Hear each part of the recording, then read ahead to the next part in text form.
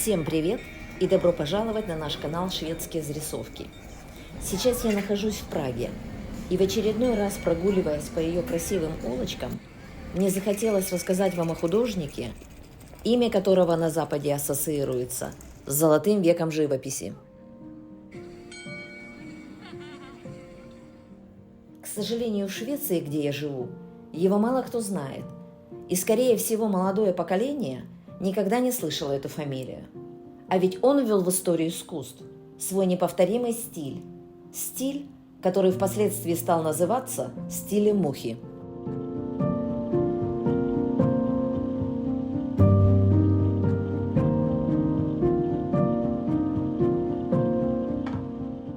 В центре Праги, недалеко от Вацлавской площади, находится единственный в Европе музей, посвященный творчеству Мухи, куда я уже давно мечтала попасть.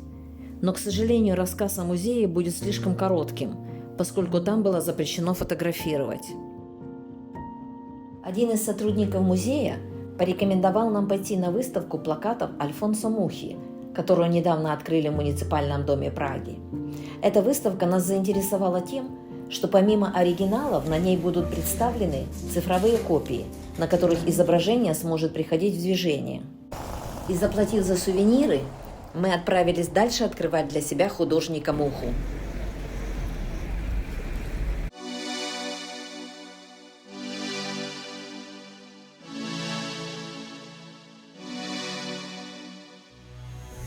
Зайдя вовнутрь здания, мы попали в красивый зал фойе. Потом на лифте поднялись вверх и оказались на уникальной выставке, лицом к лицу сложившими моделями Альфонсо Мухи. Причем на электронных полотнах мы увидели не только эпизоды славянской эпопеи, но и самого Альфонсо Муху.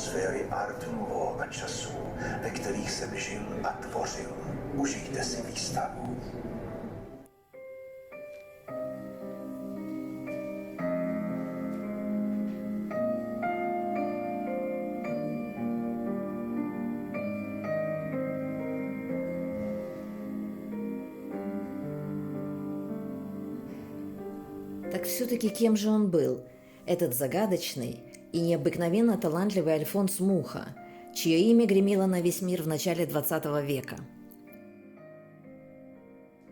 Альфонс начал свою карьеру в Париже, иллюстрируя популярные журналы.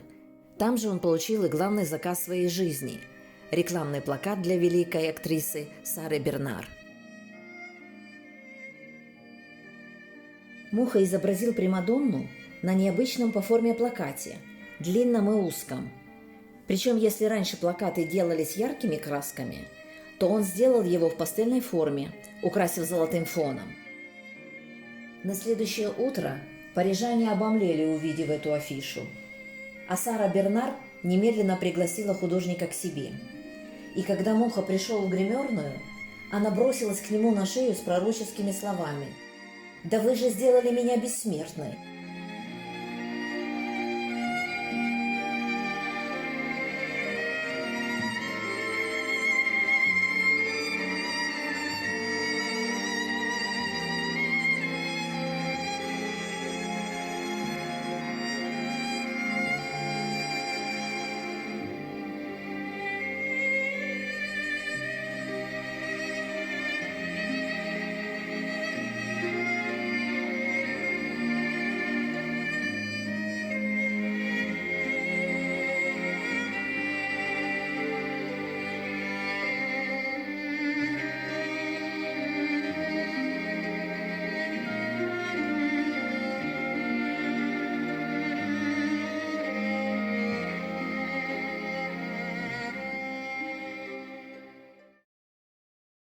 Все работы Мухи отличаются своеобразным стилем.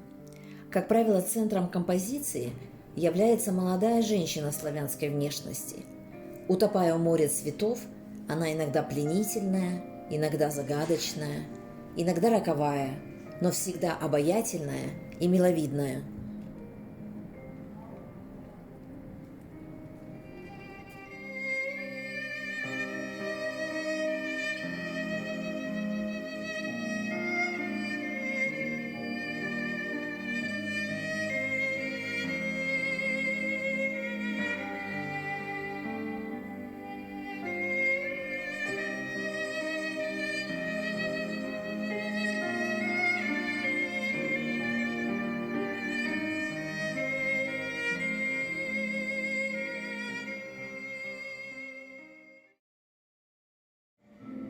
Большинство людей знают Альфонсо Муху как выдающегося чешского художника и декоратора.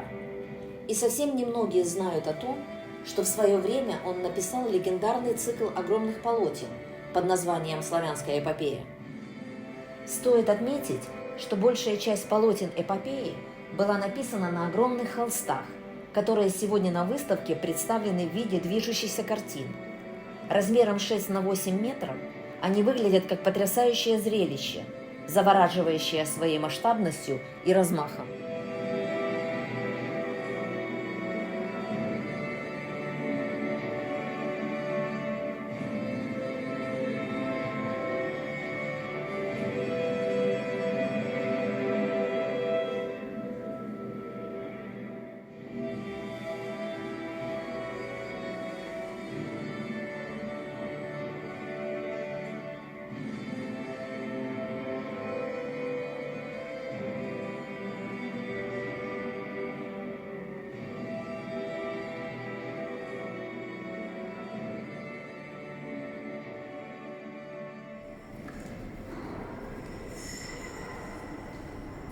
После такой красивой выставки нам захотелось прогуляться. Ну а где найти самое красивое место, как не у воды? И мы поехали на Карлов мост.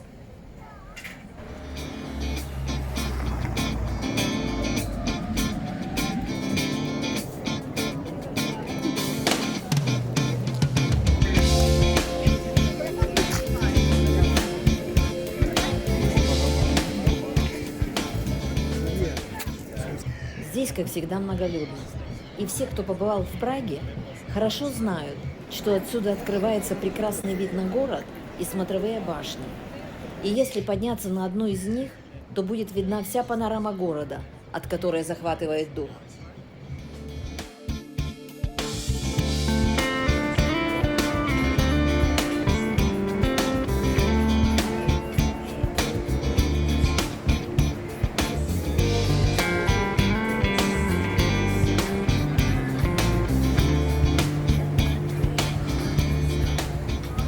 Ну а если кто-то забыл подняться на башню, то может прокатиться по реке на прогулочном кораблике. С воды все выглядит иначе. И, на мой взгляд, это очень хороший способ увидеть городскую архитектуру с необычного ракурса.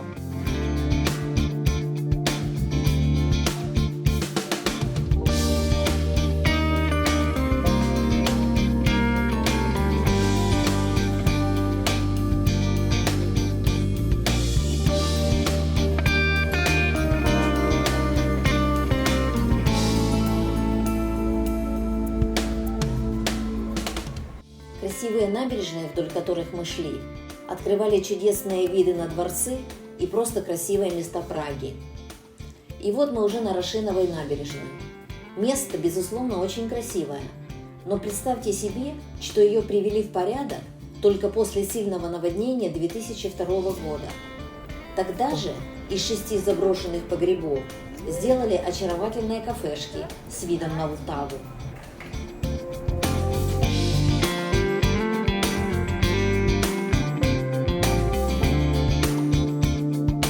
Особый шарм этим кафе придают стеклянные двери-окна с поворотным механизмом.